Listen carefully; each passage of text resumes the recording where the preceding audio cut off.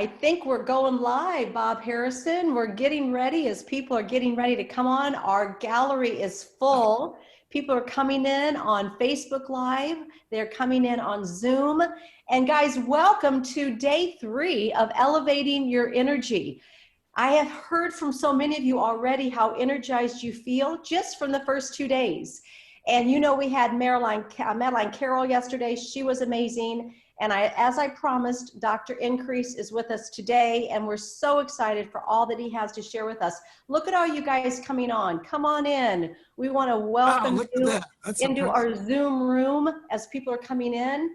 And then what you don't see, Bob, is our private Facebook group on Facebook. So I'm looking at you guys on Facebook now, right here. How exciting. We've got a big group on Facebook, a big group on Zoom. And hey, you know what this tells me? It tells me a lot of people are looking to elevate their energy. People need to elevate their energy. Hey, so what I want to ask all my guests, if you would please stay muted. So some of you right now need to mute yourself, please. We love you. Try to check. What we don't the news is they gave. Yeah, I'm going to be able to. I might end up making a couple crazy. Yeah, mute yourself, and please, please, please stay muted in your on your video and audio, because we want to hear what Dr. Harrison has to say. So please, whoever that is, we love you, but we have lots to cover today. Okay, guys, so welcome again. It's going to be a big day, an exciting day. Let me get a couple announcements out of the way. Many of you have asked me about the Wise Behavior Journal, so I want to remind you about this. Again, all the coaching for 21 days at noon, this is free for you, but many of you want the resource. So this 21-day downloadable interactive PDF you can find on the link when you register. So you can, for $19.99, get this and all 21 days of all the coaching with all of my guests forever. And it's a great resource. That's 95 cents a day. And you are worth 95 cents a day investment. So please, please, please download this workbook. Pay the $19.99. It's worth it. And I think we've proven in 2 days already how powerful this 21-day challenge is going to be. You don't want to miss out on the resources. And as everybody else is getting on, one last little pitch. Many of you have been asking me about where do you get your shirts. So look at this, Bob. Highlight. You like this, Bob? Yes. Energy. Energy. I love it. You are getting one of these, Bob Harrison. Hey, I'll wear it when I ride the bike. I don't know anybody with more energy. So we're going to move right into our coaching time. Too much to say in too little time. Listen, I'm going to give you a teaser of Dr. Bob Harrison, but you are going to want to not only follow him, you're going to want to be a part of his Increase conferences. And I've been so blessed to be a part both in the desert where we are in California and in Hawaii. And Dr. Harrison, thank you. You have changed my life on Increase thinking. Thank you. Sorry I've waited so long. Well, it's such an honor to be with you. And I just want to compliment you and Phil. I don't know of a church that I go to that has a greater outreach to leaders than what you two have. And it's just an honor to be with you and with the audience today. Well, thank you. Thank you. Well, listen, we could just talk about each other all day long, but we need to talk to our people who want to know how to elevate their energy. So I've got 3 questions, and then you're going to coach us for those last few minutes on some nuggets that we can walk away with. So you are Dr. Increase. You have an increase mentality. You believe in the law of increase. So let me ask you a couple things. First of all, how does our mindset and our thoughts affect our energy? Talk to us a little bit about that. I think tremendously so. And I think when we look at energy, we have to realize that energy becomes depleted. And if we don't have a source of replenishing energy, then we will become depleted. Right. And so great leaders recognize this, and they carefully guard energy depletion, and they have a program for energizing themselves. Years ago, my first wife developed cancer, and we went to an alternative treatment center. And they at this center, they gave her all these nutrients intravenously to increase her immune system and her energy level. And the doctor said to her, "I'm going to give you so much energy, you're going to feel like a kid again." Wow. He said, "But if you use that energy and dissipate it with activities, it's not going to heal you. You have to keep the energy in you to heal you. That's He good. said, so he made her fill out every day a chart of energy depletion and energy input and bring it to the appointments. And any day that he said that she gave out more than she got in, she was going away from healing. And when she got more the other way, she was heading towards healing. So good, Bob. And so it gave me an awareness of just having a subconscious, probably awareness is the right word, of energy and watching it. And I think we have to recognize that. Biblical for that is when the person came to Peter and was asking for something. And Peter said, you know, silver and gold have I not. He said, but such as I have, give I unto you. That's good. If you don't have energy, you can't give energy. And so it's a vital part of anything that we do. And the key is because it's a mindset, right? Yeah, We have yeah, to think we have to do. Yeah, I'm thinking it. See, I'm thinking it all the time. Energy depletion, energy coming in, energy going out. It's part of my regular subconscious operating system. Yes. And I think great leaders recognize this because you never know when you're going to need it. And if I could just take a minute on it, I have 3 areas that I look at. Number 1, I guard and I bring energy into the physical arena. I exercise 5 or 6 days a week, either swimming in the pool. I have converted my golf cart garage into an exercise room. I have weights. I have a rowing machine. I have a stationary bicycle. And so I physically exercise regularly. I watch my diet. I don't eat for enjoyment. I eat for energy. And so I carefully regulate what I put into myself, and I get rest. So I physically watch depletion and energy coming in. Right. I also watch it emotionally because there's an emotional energy. That's what you're feeling now. There's an emotional energy here. See, and part of that comes because I live a positive life. I minimize negative influence on my life, negative people, negative Facebook quotes, negative news, whatever it might be. I try to limit that so that I can keep myself in a positive balance. And then I also look for emotional triggers, things that trigger me and make me happy. And I try to bring those into my life on a regular basis. And the last one is I have spiritual energy. Yeah. And I get that through the word, through prayer, and through praise and worship music. And so I think the basic thing is without energy, we're not going to finish the race. And without energy, we're not going to be fully effective. And so we need to develop an awareness of energy going in, energy coming out. And when we do that, we're going to be more successful. You know, it's Bob, and I'm going to show this to our audience. I said this to you yesterday. I have framed the definition of energy. And Bob, what energy is? The strength and vitality, which are 2 things that you possess. Strength and vitality required for sustained physical or mental activity. Wow. So that the sustaining part is what's so important. How do we keep the energy up? And you just hit on it. We've talked on the first 2 days that this is a holistic approach to energy. Yep. Body, soul, and spirit. God made us a tri-dimensional being. We're responsible for ourself, body, soul, and spirit. And later on in the challenge, I'm going to be sharing actually what I call energy bandits. And I love that energy. That's true. You've got to watch the energy bandits. And there's 8 energy bandits that we're going to talk about: negative people, social media, et cetera, technology. So if we know those, and another one I'm going to be coaching on is energy in reserve. Yeah. How do I have energy in reserve when I find myself being fatigued? And that's what I want to talk to you about. How do you know when you're starting to get fatigued and you're dipping and you're saying to yourself, no, I won't go that way. I need to refuel my energy. Well, I instinctively can tell it now because I've developed the program of it. And so, you know, it might be I quickly just say, listen, I got to take a 10-minute or 15-minute nap. It might be I quick grab a protein drink or a protein bar or something. But I recognize, I can tell when I'm starting to come down a little, like a plane coming down. You can sense it even when you're in the air. And I can sense that, and I pick myself back up. Because I recognize I never know when I'm going to need that energy. And so just like I'm watching the gas tank on my car, I look to get gas when my tank gets a little bit less than empty. I mean, less than half. I don't wait for it to, I don't see how close I can get to empty. I don't want to be near empty. I don't live near empty. Increased thinkers don't believe in living near empty. And so I always like to stay as close to full as I can so that I can finish the race and have the greatest energy that I need at the moment. Okay, that's a takeaway, everybody. just think to yourself right now, don't ever let your gas tank get below half.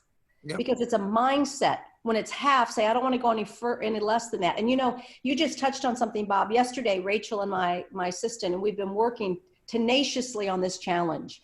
And we put in about 6 hours of technology. And I looked over at her, and bless her little heart, she was starting to drift because she's been behind the scenes. So listen, guys, this is so good. And I literally said, we need to stop. Yep, Because stop. both of our energy, we had to go get something to eat. We had to get up and walk around. We had to rethink. We had to get away from the computer. Listen, this is brilliant.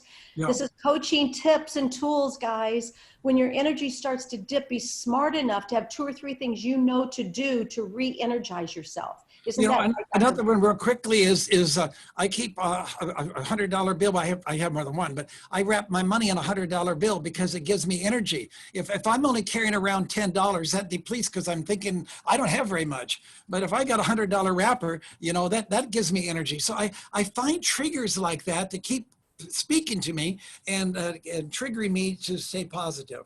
Okay, And guys. I'm not empty if I got 100 also. You're right. You keep it, never spend it. Hey, I hope you have a pen in your hand. I hope you're using your journal. Guys, there's too much here in just 30 minutes for you to I don't want you to miss this. Now, Dr. Bob, here's the next question. Speaking of that, you're always taking notes. I've never seen you when you don't have a pen in your hand and you're taking notes. And you're also great at asking questions. And I've been around you numerous times, and there's always someone, hey, you'll say, can you say that again? And you'll write it down. Why is note-taking and asking questions paramount in literally not only energy, but in our maturity and our self-growth? Why is that important? Well, for me, it's a key part of my life because I'm doing what I'm doing because I'm interested in people. And that's why I left the business world, sold the Chrysler dealership in Orange County, and launched into speaking like I am now, is because I wanted not just to be involved in building my own empire, but helping other people to build theirs. And so if a good listener is one that is not listening in order to reply, but he's listening in order to learn and to understand. Okay, say that again. Everyone write this down. This is a good listener is one that is not listening in order to reply. There's one that's listening to understand. And so that's the basic of it. Number one, I really care about people. And because of that, you know, I want to be able to follow up with them and show that I'm interested in them. So it first started with just notes about some of their personal things that I might want to know, like their birthday or when they were married or something like that. But then as I started to speak in the secular arena, I was speaking with incredible heavyweights. Like one day I had lunch with Margaret Thatcher, former Prime Minister of England, and I had dinner with Gorbachev of Russia. Oh, and I got nice pictures with them, but I said, this is a chance to learn. So I started taking notes on what they were saying, of some of their thinking and some of their habit patterns. And then I started expanding that. And I said, well, everybody is a Margaret Thatcher. Everybody is a Gorbachev. Everybody has something about them that's interesting that I can learn from. So that's when I started the note taking for everybody. And I don't just take the notes. Those notes then get transferred into a file. And everybody that I have regular relationship with, I have a file in their name. Mm. And if I'm going to go to dinner or see them, I can pull up that file and and it brings me to remembrance some of the things we talked about and things like that. Mm-hmm. And it helps with conversation. Mm-hmm. It helps them to know that I care about them. Mm-hmm. It also establishes rapport. And that's real key to anybody that's involved in sales. You've got to be thinking about how can I create an invisible bond between me and them. And one of the ways you create that bond is by showing you're interested in them. And one of the ways you do that is by having things in common. And so that's why I note take. All that, and Bob, I think it's so rare today because most of us are so into ourselves and our own world and our own post and our own selfies that we're not asking questions and we're not intrigued with one another. So that's brilliant. That's brilliant. Let me ask you this third question. You teach about the law of increase. And listen, I'm a testimony to this. You have helped me so much understanding that what I sow, I reap. And I've seen that since I've met you. Take a couple moments and explain the law of increase to our listeners. Well, the basic concept of increase is to recognize that most people are programmed by what Stephen Covey calls a fixed pie thinking. If you're not familiar with Stephen Covey, he wrote one of the all-time best-selling books for leadership on 7 Habits of Highly Effective People. And he did a chapter on scarcity thinking and how that holds most people down and keeps them from experiencing everything that God wants them to have experienced in life. And in scarcity thinking, he said that most people are trapped by fixed pie thinking. And by that, he said that they think the size of a pie is fixed. So if somebody gets more, they get less. If they get more, somebody gets less. And therefore, they live their life fearful of somebody getting more or feeling guilty if they get more. He said, and the real key is that they've got to break that thinking and begin to realize that if the pie gets bigger, it's not that somebody gets less, everybody gets more. Like when I had my Chrysler dealership, if I start selling more cars, I'm making more money. But look what else is happening. I'm hiring more people in the service department, more salespeople. I'm buying more inventory in the parts department. My success is feeding other people, and it's being a blessing. It's not being a negative. Right. And so the real key to increased thinking is to, number one, break that scarcity mindset. And the second key is to realize that we live our lives, inside an invisible box. I was driving up I grabbed this in Washington recently, and I saw this sign that said, invisible fence. And I realized, that's what most of us have. We have this invisible fence that our thinking and our expectations and our dreams are in. And we just have to, think outside the box. We have to get outside the fence. Yes. And we have to begin to think bigger. And we do that by recognizing this invisible fence and recognizing we're not trapped there, but by changing how we think, how we expect, who our friends are, what we read, what we listen to. All those things can make that fence be bigger. And when we make our fence bigger, our ideas, our thoughts, and our friends get bigger. I was just going to ask you, okay, how do we do that? But you just said how we do that. And I think that's something, it is a mental thing, because I grew up in a very scarcity mindset in a blue collar home with parents that just had enough. And we had that mentality of just enough is enough. And I had to break that mentality. I had to break that mindset. You've helped me to do that, to understand that God gives good things. God is able to do exceedingly abundantly beyond all that we could ask or think. And that's a mindset shift that we have to make. Oh my goodness, so many people, they come to church and they sing about El Shaddai and they go home and live like he's El Cheapo. And what we have to do is take that El Shaddai, the God of more than enough thinking, into every area of our life. For me, I did it by studying the scriptures and writing down 3x5 cards, verses on abundance and increase.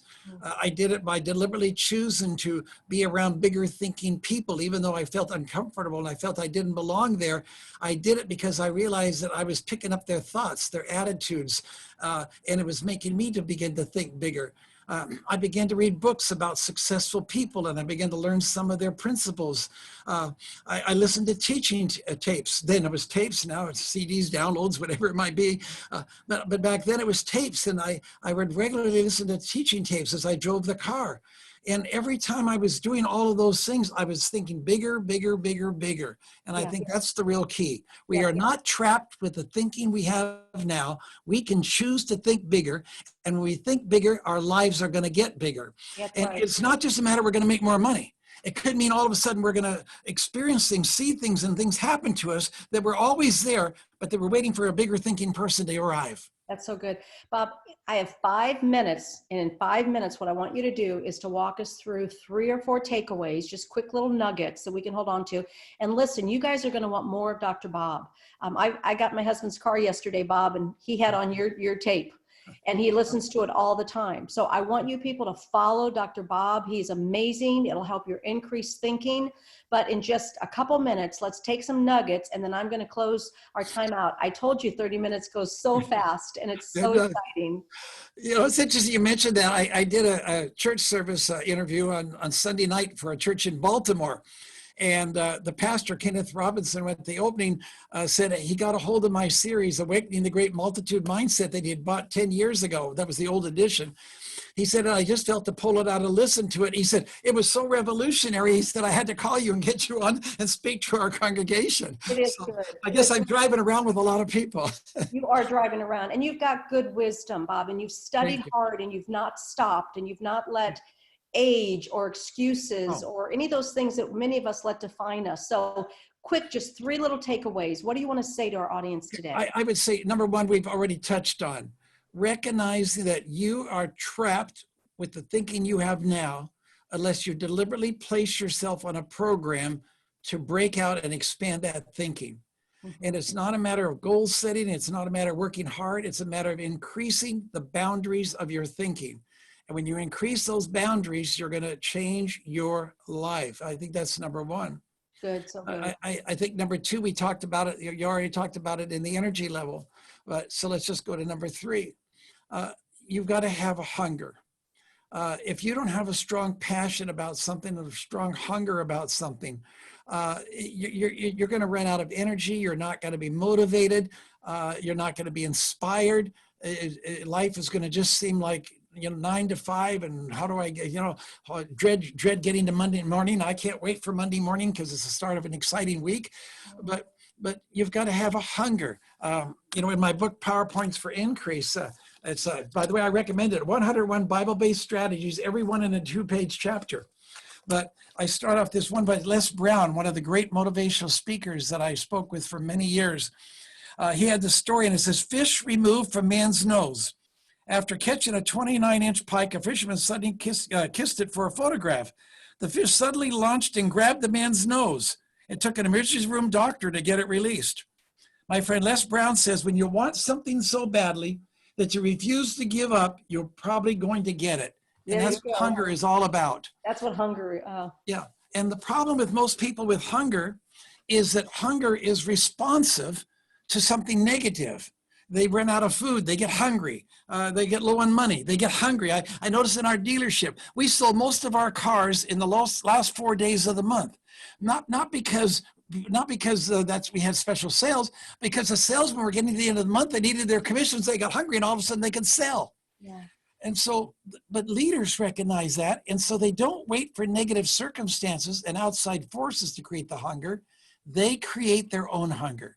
Mm-hmm. And I would say that to you. Find ways to create your own hunger. Yeah. I traveled for over 20 years with a great motivational speaker named Zig Ziglar. And he talked about this, and he said, people who are unable to motivate themselves must be content to live a life of mediocrity, regardless of what their talents are. Mm-hmm. And I think that is so powerful. Yeah. So find what motivates you, what makes you passionate. And when you do that, you'll have greater success. Oh, man, that is so good, so deep, and so rich. And there's just, again, a sense of discipline. I think everyone on this call wants to be here, Bob. And I've already said to him on my first coaching session with him, we had over 1,000 people register for this. Mm-hmm. But the people that actually get on every day is 10%. Yeah. The people that actually will do something with it is 10%. Yeah. And the question is, will you be a part of the 10%?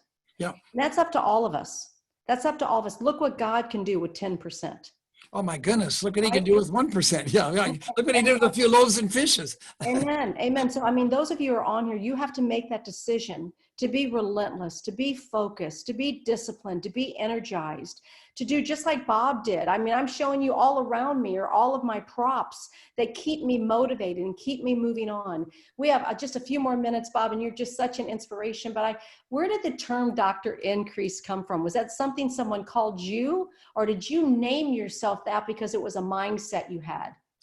When I started teaching on success and prosperity and increase, I was using the words interchangeably, and I was trying to find a word that would capsulize what I was trying to put forth. And prosperity years ago had a more negative connotation to some people than it did now. It meant like, I want it for me, planes and cars and homes and things.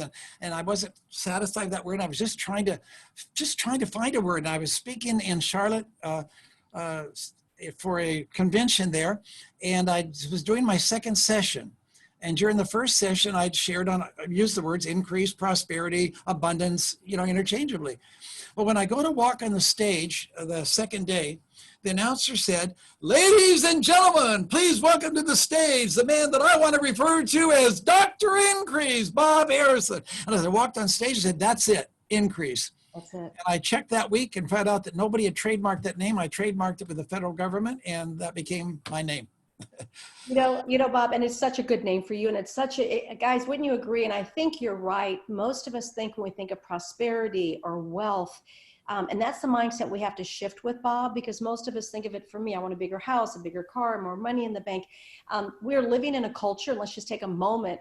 I think millennials have been good to balance us a little bit, because I think that literally millennials want to give more and they're very generous, but they go hand in hand. Because with increase or wealth or prosperity, I can give more. And that's what we're seeing here at Influence Church. That's what I believe in, is God, the more he gives me, the more I can give away. And I remember my parents telling me, you can't outgive God, but I also wasn't taught I could ask for more so I could give more. And that's a shift in a lot of our thinking. Yeah, I was watching the ORU graduation last Saturday, and Larry Stockstill doing a great teaching as part of that graduation. And I thought that graduating class would not exist today. Those students would not be launching out as Christian leaders around the world, except for years ago, an increased thinking family, the Green family who owns Hobby Lobby, when they saw that ORU was on the verge of having to close down and shut down, came up with $70 million and saved that university. And today that university continues to send out graduates around the world. Why? Because somebody dared to believe that God wanted to bless them so they could make a difference in the lives of other people. Mm-hmm. And whether it's 70 million or $70, if we focus on being a blessing, God will supernaturally bring increase into our lives and give us a purpose and a meaning to our lives that will make every single day exciting.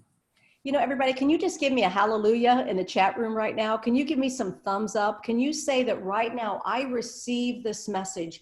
It's like you have to mentally go there. I like to tell you guys all the time, what I think, I receive, and I believe. And you guys have to just understand that what we're giving you through these coaching sessions, we're giving you truths, but you have to receive those and act upon those. And until you start to say it out loud, so put in that chat, I receive this message, I believe this message, increase thinking, God's working a fresh work and a new work.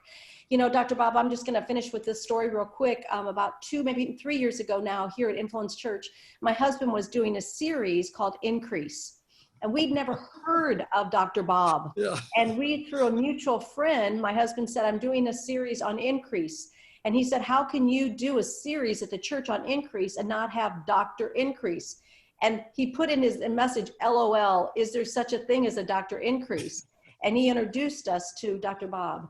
And so Bob, again, we've been able to be with you at your workshops and seminars in Hawaii and in Palm Desert. So we have 30 seconds. Will you just tell everyone, if they want to know, how do they follow you? How do they hear about you? How do they become a part of your movement and be in touch with you? Because I love you enough that I want everyone to know about you. Well, there's several ways they could, ask to be a friend on Facebook. We're on Instagram.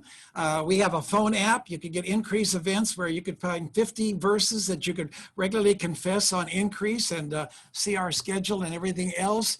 That's a good way to do it. If you want information on our events, go to increase.org, www.increase.org, and you can pull up information on there and some of our good services and products. And I really believe if you make a decision that you're not going to stay where you are, that this can be a life-changing day for you because you watch this program. Hey guys, it's been good. I told you every session is so good. Okay, don't leave. This is so good.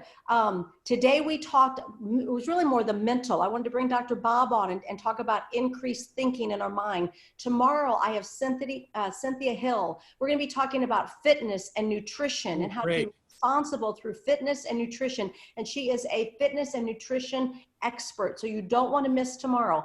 All of these are on Facebook just for 24 hours. If you are in our Facebook group, they're up for 24 hours and they come down. And the only way to have this library is for the $19.99 and the workbook, because I believe if you don't believe in yourself enough to pay for $19.99, then you won't stay with it. If it doesn't cost you anything, you won't do anything with it.